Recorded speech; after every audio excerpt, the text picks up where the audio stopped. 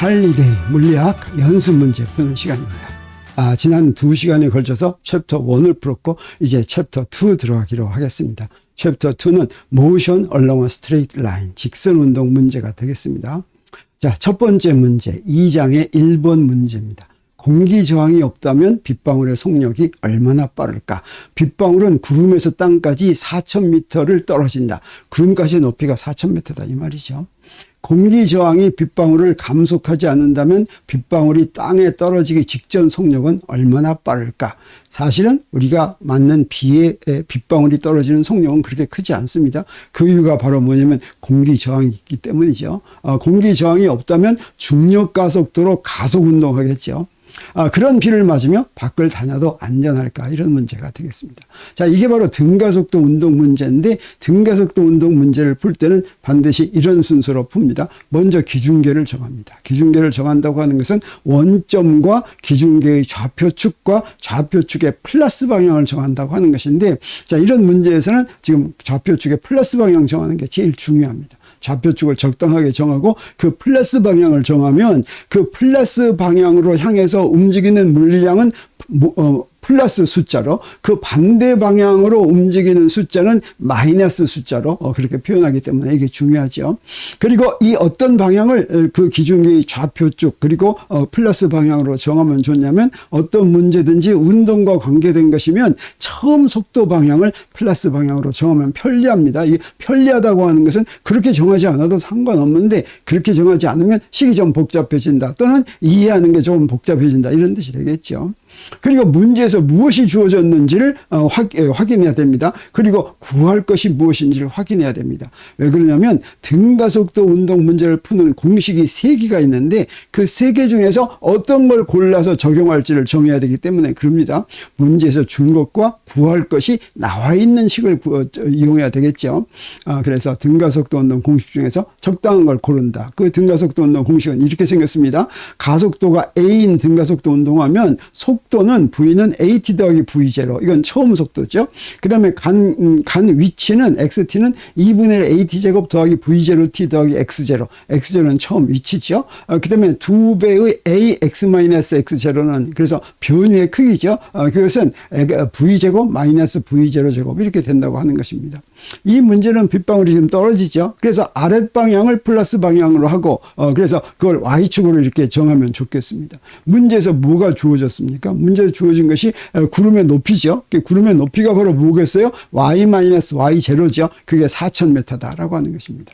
또 문제에서 주어지지 않았다고 하더라도, 명시적으로 주어졌지 않았다고 하더라도 뭐 뻔한 게 있습니다. 그게 바로 뭐냐면 처음 속도가 0입니다. 구름에서는 속도가 0에서부터 떨어졌겠죠. 그 다음에 가속도 있습니다. 이게 중력 가속도죠. 공기 저항이 없다고 하는 것은 중력 가속도로 떨어진다는 얘기고, 지금 아랫 방향을 플러스 방향으로 정했기 때문에 중력 가속도가 가속도가 이 등가속도 운동에서 가속도가 플러스 9.8m/s 제곱 이렇게 하는 것입니다. 우리 다른 문제에서 그 기준계하고 반대 방향일 땐 요거 마이너스로 하는 경우도 있습니다. 그래서 이 가속도는 플러스 9.8m/s 제곱이다. 그리고 구할 게 바로 무엇입니까? 나중 속도죠. 그러면 이런 것들이 다 나와 있는 공식이 무언가 봤더니, 자, 이거 골라내기 쉽습니다. 요거 시간은 전혀 없죠. 물어보지도 않았죠. 그럼 시간이 없는 건 요거 하나밖에 없습니다. 그럼 이걸 이용했더니 바로 뭡니까? 요거 나중 속도, 여기서는 나중 속도가 V입니다. 요거 구하기가 아주 쉽다라고 하는 걸 우리가 알 수가 있겠어요. 이렇게 대입만 했더니 요 VF만 하나 남았죠. 그래서 요걸 구하면 아주 딱 떨어집니다. 그래서 요거는 280m/s다. 이렇게 얘기할 수가 있겠습니다. 그래서 빗방울이 구름의 높이가 4,000m짜리면 그 밑에 떨어질 때 280m/s로 떨어지는데 그 비를 맞으면 어떻게 되겠어요? 안전하겠어요? 안전하지 않겠어요? 당연히 안전하지 않죠. 자, 그걸 조금 보겠습니다. 사실은 빗방울의 종단 속력은, 이 말은 뭐냐면 공기 저항력은 어떤 특징을 가지고 있냐면 속도가 빨라질수록 저항력이 더 커집니다. 그래서 저항력은 위쪽 방향으로 작용하는데 그게 중력과 크기가 같아지면 속도가 커져가지고 그 크기가 점점 커지는데 그 크기가 중력과 같아지면 합력이 0이겠죠. 그러면 이제 등속도 운동하는데 그걸 갖다 종단 속력이라고 하고 그 종단 속력이 어느 정도냐면 9m/s 제곱입니다. 이건 맞더라도 그냥 아프지도 않죠. 근데 이것에 지금 몇십 배가 되면 되는 280m/s라고 하면 이때 여기가 구멍이 뻥뻥 나겠습니다. 그래서 이런 속력은 종단 속력에 비해서 굉장히 크기 때문에 큰 상처를 입게 된다고 하는 것입니다. 자, 그러면 이번에는 4번 문제를 풀겠어요. 이거 등가속도 운동 공식 연습하기에 좋은 문제가 되겠습니다. 정지 상태에서 출발한 기차가 일정한 가속도로 가속하고 있다. 어떤 순간의 기차의 가속도가 30m/s이고 그보다 160m 더 간 위치에서 속도가 60m/s였다. 이 기차의 가속도와 위에서 말한 160m를 가는 동안 걸린 시간, 그 다음에 처음 출발해서 속도가 30m/s에 도달하기까지 걸린 시간, 그리고 그동안 기차가 간 거리를 구하라. 이런 문제가 되겠습니다. 그러면 이것도 기준계를 어떻게 정해요? 처음 가는 방향을 플러스 방향으로 정하면 좋다고 그랬죠. 그래서 자, 기차가 가는 방향을 플러스 X 방향으로 정하겠습니다. 그러면 A번 문제를 풀기 위해서 문제에서 무엇이 주어졌냐면 A번 문제는 이 기차의 가속도를 구하는데 어떤 구간에서 구하는 게 좋겠어요? 처음 30m와 160m 구간에서 구한다고 하면 자, 문제에서 준 거는 처음 속도가 30m/s라고 할 수 있죠. 그 다음에 나중 속도는 60m/s고 간 거리는 160m입니다. 그리고 이제 구하라고 하는 게 뭡니까? 가속도죠. 그러면 이것도 세 개 중에서 어떤 걸 이용하면 바로 구할 수가 있겠어요? 네, 그렇습니다. 이 식을 이용하면 바로 구할 수가 있겠죠. 그래서 여기서 가속도만 빼고 나머지 다 주어졌으니까 여기다 대입을 합니다. 여기다 이렇게 대입하면 이렇게 숫자가 나오는데 자, 2장부터는 1장에서는 우리가 유효 숫자를 배우는 챕터이기 때문에 유효 숫자에 굉장히 이제 잘 생각을 해야 됩니다. 그리고 유효 숫자를 제대로 못하면 이제 시험 볼 때는 틀렸다고 할 수도 있겠어요. 근데 그 위에서는 우리 사실은 어느 정도까지 하면 됩니다. 대강 맞춰서. 여기서 봤더니 유효 숫자가 어떻습니까? 요건 세 자리 정도 하면 되겠죠. 대부분의 문제는 숫자 3개 정도로 대답을 하면 됩니다. 그래서 여기서도 얼마로 하면 되냐면 8.44m/s 제곱 이렇게 하면 되겠어요. 그러면 B번은 무엇입니까? B번은 위에서 말한 160m를 가는 동안 걸린 시간. 그러면 자, 요거는 아까 문제에서 준 거 이거 처음 속도와 나중 속도 이렇게 된 거 이용할 수도 있겠죠. 뭐 다른 걸 이용할 수도 있습니다.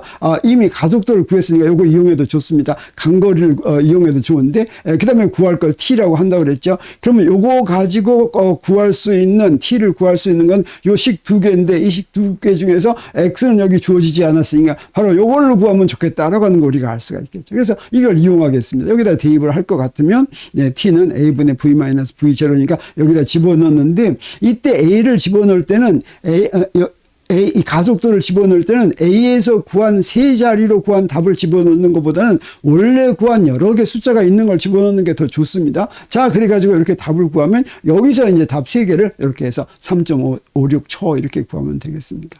자, C번은 바로 뭐냐면 우리 처음 출발해서 속도가 30m 도달할 때까지 걸린 시간을 구하라고 했습니다. 그러면 이때는 이제 처음 속도가 얼마입니까? 0m/s죠. 그리고 V는 30m/s가 되죠. 가속도는 처음이나 나중이나 같으니까 이미 우리 아는 거라고 할 수가 있습니다. 그리고 이제 시간을 구하라고 했으니까 여기도 가속도하고 속도 주어졌으니까 시간 구하려면 어떤 식 구하면 좋겠습니까? 네, 이거 구하면 좋겠어요. 이거 이용하면 되겠죠. 그래서 여기다 집어넣었더니 여기다 집어넣고 계산하니까 어떻게 됩니까? 3.56 해서 여기 처음 구간이 처음에서 30m 될 때까지 하고 30m에서 60m 될 때까지 똑같은 시간이 걸렸다라고 하는 거 우리가 알 수가 있습니다. 이게 바로 등가속도 운동의 특징이 되겠습니다. 그리고 이제 이제 몇 번입니까? D번 문제를 풀려고 하는 거죠. D번 문제는 처음 출발해서 30m가 될 때까지 간 거리를 구하라 라고 하는 문제니까 여기서 준 건 뭘 이용합니까? V0는 0m/s, 그 다음에 나중 속도는 30m/s, 그 다음에 여기 시간도 다 구해놨었죠. 시간도 다 구해놨었으니까 요걸 이용해서 구할 게 x-x0인데 바로 이렇게 여러 가지 중에서 x-x0를 구할 게 봤더니 식이 두 개가 있습니다. 요거 어떤 걸 이용하나 마찬가지 마찬가지가 되겠어요. 먼저 우리 요거 세 번째 걸 이용해서 한번 구해보기로 하겠습니다. 그래서 x-x0 하고서 여기다 집어넣은 거. 그러면 여기서 t는 이용해 먹지 않죠. 여기다 이렇게 집어넣었더니 계산하면 얼마가 나오냐면 요거 이제 똑 떨어지니까 그냥 이렇게 쓰면 좋겠어요. 3분의 160m다. 이렇게 하면 좋겠습니다. 이건 우리 뭘 알 수가 있습니까? 똑같은 시간 동안 두 구간인데 우리 두 번째 구간에는 160m를 갔다면 그 앞쪽 구간에서는 3분의 160m 갔거나 똑같은 시간이지만 우리 그걸 여기서 이제 확인할 수가 있죠. 그래서 답은 3분의 160m 이렇게 하는데 우리 다른 식으로도 여기에 있는 주어진 것만 가지고 어떤 식으로도 구할 수가 있어요. 네, 요거 두 번째 식으로도 구할 수가 있죠. 그래서 이 두 번째 식으로 이용해서 구한다면 여기서 x-x0를 구하려면 여기 있는 x0를 이쪽으로 갖고 오면 되겠습니다. 그리고 t도 아니까 우리 앞에서 구했던 t를 여기다 이렇게 집어넣습니다. 집어넣어서 계산하면 아까하고 똑같은 답이 나오죠. 이렇게 우리가 주어진 것과 구할 것으로 이용할 수 있는 식이 두 개가 되면 두 개 중에서 우리 대입하는 게 간단한 그런 것을 대입해서 이용하면 되겠습니다. 자, 그러면 이제 다시 세 개를 건너뛰어서 2장의 7번을 풀도록 하겠습니다. 한 입자가 직선 운동을 하고 있는데 이때는 이제 속도와 가속도가 막 바뀝니다. 어떤 문제냐면 t는 제로일 때 원점에서 출발한 입자가 플러스 x축을 따라서 움직인다. 아래 그림에 입자의 속도가 시간의 함수로 나와 있는데 자, 이 그래프는 시간의 함수로 속도를 그린 그래프입니다. 속도의 눈금은 vs는 8.0m/s로 정해진다. 저 꼭대기에 vs 이렇게 해놨죠. 그게 바로 8.0이다 라고 하는 거예요.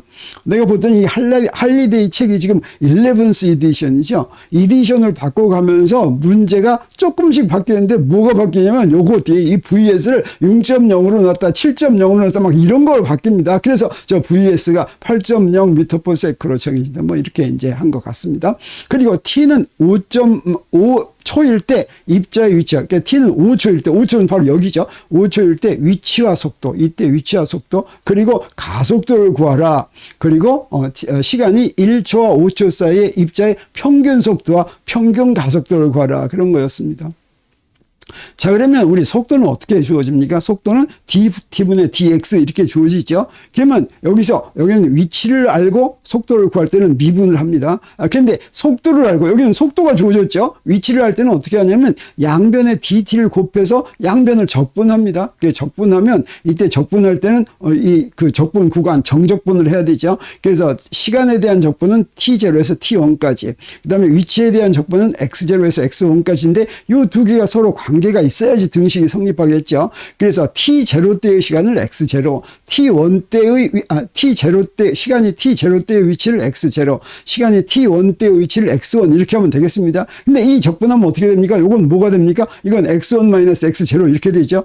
요건 바로 뭐가 됩니까? 요거는 그 v 그래프면 v 그래프 아래에 있는 시간 쪽 아래에 있는 그 넓이가 요거 넓이 계산한 거나 마찬가지입니다. 높이 곱하기 높이 곱하기 밑변 해가지고 다 더한 거. 그러니까 그 아래 넓이가 바로 이제 간 거리다라고 하는 걸 이 시기로부터 우리 알려주니까 여기서 이제 문제 풀기로 하겠습니다. 그래서 t는 5초일 때 입자의 위치를 구하려면 어떻게 하면 되겠습니까? 이건 속도 그래프를 주어졌으니까 5초일 때까지는 여기서부터 여기까지죠. 이때까지 요 밑에 요 그래프의 밑에 넓이, 이 넓이라고 하는 건 그 차원이 넓이 차원이라는 것이 아니라 그래프에서 넓이처럼 보인다고 하는 거죠. 그리고 시간 곱하기 속도의 차원입니다. 그건 거리가 되죠. 차원이. 자, 그래서 요걸 다 넓이를 더할 것 같으면 가만히 보니까 노란색 부분의 넓이가 바로 5초일 때의 위치가 되는데 봤더니 여기 요 사각형의 넓이는 어떻게 됩니까? 1하고 4니까 vs가 8이라고 그랬죠. 그건 4가 되고 그 절반은 뭐가 됩니까? 2가 되죠. 근데 4자리가 몇 개 있습니까? 하나, 둘, 셋, 넷, 다섯, 6개 있죠. 그래서 위치가 4자리가 6개 있고 2자리는 몇 개 있습니까? 2자리는 봤더니 3개 있죠. 그래서 이렇게 했더니 더했더니 뭐가 됩니까? 5초에서 위치는 30m다라고 하는 걸 요 그래프 밑에 넓이로부터 우리 알 수가 있겠습니다. 그리고 B번에서는 5초의 속도를 구하라고 그랬죠. 이건 속도 그래프니까 그냥 읽으면 되겠죠. 그래서 어떻게 어떻게 읽느냐? 5초가 바로 여기니까 읽으면 되겠습니다. 여기 5초일 때 속도는 바로 저기죠. 자, 절반이니까 저건 바로 뭐가 되겠습니까? 8m의 절반이니까 8m/s의 절반이니까 4m/s 이렇게 되겠습니다. 그리고 10번은 뭘 구하라고 그랬습니까? t는 5초일 때 입자의 가속도를 구하라고 그랬죠. t는 5초인데 여기는 봤더니 어떻습니까? 이렇게 직선으로 돼 있죠. 직선이면 뭡니까? 요거 등가속도 운동이죠. 그러면 등가속도 운동할 때는 우리 4초와 6초 사이에는 등가속도 운동이니까 4초일 때의 속도하고 6초일 때의 속도를 가지고 가속도를 구하면 되겠어요. 그래서 등가속도 운동에서 가속도 구할 때는 바로 델타 t분의 델타 v 이렇게 하면 되죠. 그래서 요 구간에서 델타 t가 얼마고 델타 v가 얼마인지를 보면 되겠어요. 델타 t는 뭡니까? 6 빼기 4죠. 델타 v는 바로 뭡니까? 0 빼기 8입니다. 그래서 이렇게 했더니 가속도가 바로 뭐가 나왔어요? 마이너스 4m/s 제곱. 이건 어때요? 이 가속도는 음수니까 플러스 방향에 대해서 음수니까 플러스 방향으로 움직이고 있는 거에 가속도가 음수면 점점 느려진다. 이런 뜻이 되겠습니다. 자, 그러면 D번 문제는 뭘 구하라고 하는 것입니까? D번 문제는 평균 속도 구하라는 거죠. 1초에서부터 5초 사이의 평균 속도. 그래서 1초에서 5초에서 평균 속도 구할 때는 우리 어떻게 합니까? 평균 속도 구할 때 우리 이렇게 하면 됩니다. 속도를 구할 때는 2초에서 5초 사이면 나중 위치에서 처음 위치를 빼가지고 그 사이의 시간 간격으로 나눈 게 바로 평균 속도가 되죠. 그러면 우리 1초일 때는 어떻습니까? 간거리가 저 2밖에 없죠. 그래서 1초일 때는 2고, 아까 5초일 때는 아까 A번에서 구해놨어요. 30m죠. 그걸 여기다 대입합니다. 그래서 5초일 때 빼기 1초일 때, 그 다음에 시간 간격, 이제 5초 빼기 1초면 4초죠. 그래서 여기다 대입했더니 답이 뭐가 됩니까? 평균 속도가 7m/s가 되는구나 하는 걸 우리가 금방 알 수가 있겠습니다.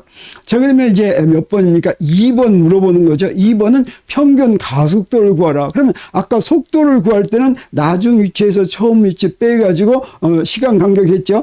평균 가속도 구할 때는 어떻게 합니까? 나중 속도에서 처음 속도 빼가지고 시간 간격 하면 되겠습니다. 그러면 속도는 여기서 읽으면 되죠. 그래서 나중 속도는 얼마입니까? 봤더니 이거 처음 속도입니까? 처음 속도입니다. 처음 속도는 얼마입니까? 4m/s죠. 나중 속도는 또 얼마입니까? 처음 속도는 4m/s. 1초일 때의 속도는 4m/s. 그 다음에 나중 속도, 5초일 때의 속도는 또 역시 4m/s니까 요거 빼니까 얼마가 되겠어요? 네, 요거 0이다라고 하는 걸 우리 금방 알 수가 있겠습니다. 그래서 요 평균 가속도는 0이구나 하는 걸 우리 알았습니다.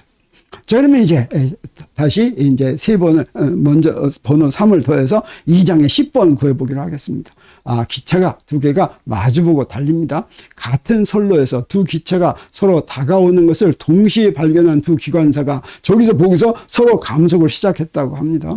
아래 그림은 두 기관사가 감속을 시작한 때부터 두 기차의 속도를 흐른 시간 t의 함수로 보여준다고 했죠. 그래서 여기 바로 이제 한 겁니까? 그래서 동시에 지금 감속 시작했습니다. 그래서 감속 시작해가지고 속력이 점점 작아지죠. 근데 이 오른쪽으로 가고 있는 거는 속도의 크기가 작아지고 왼쪽으로 가고 있는 건 이거 어떻습니까? 음수를 표시한 거죠. 음수의 속력이 점점 작아지는 거죠.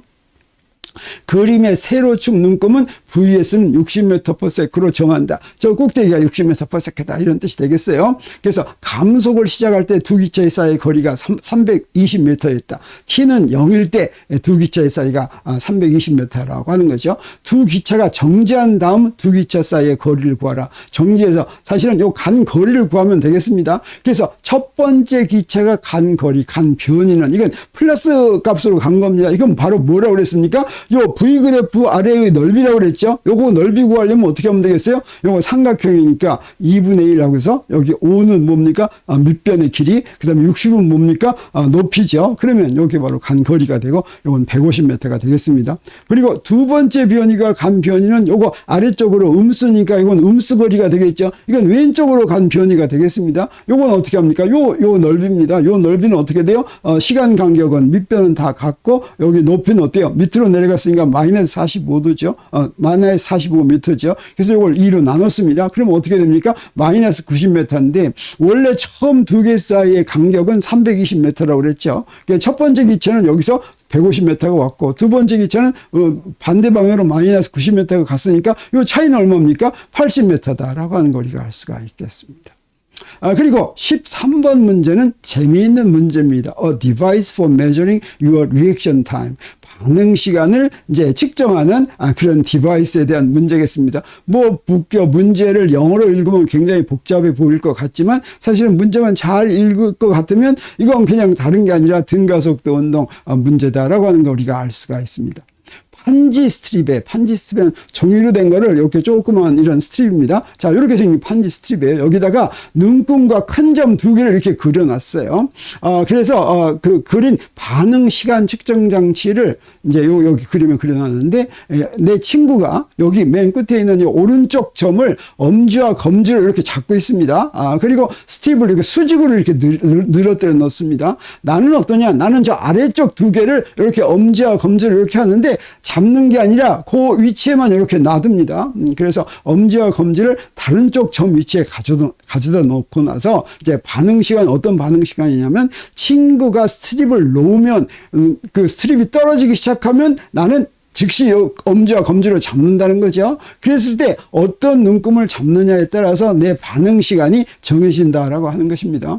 그래서 아래쪽 점에서 여기서 요 눈금은 밀리세컨드입니다. 밀리세컨드로 주어졌죠. 이건 1000분의 1초라는 뜻입니다. 그래서 아래쪽 점에서 50밀리세컨드 눈금이 표시된 위치까지의 거리를 구하라. 요건 시간인데, 그러니까 내가 탁 잡았더니 50밀리세컨드로 잡았다. 그렇다면 요 거리를 0에서부터 50m 거리를 요 자에다가 실제로 얼마만한 거리에 이제 표시해야 되겠냐라고 하는 것이죠. 그리고 그 다음에 이제 100밀리세컨드, 150밀리세컨드, 200밀리세컨드 요 간격이 조금 더 커지죠. 그렇게 커졌을 때는 50밀리세컨드 눈금 거리에 몇 배로 표시해야 되는가. 그래서 요거 100, 150, 200, 250에 대해서 각각 몇 배인지를 구하라는 게 되겠죠. 그럼 바로 뭘 이용하는 겁니까?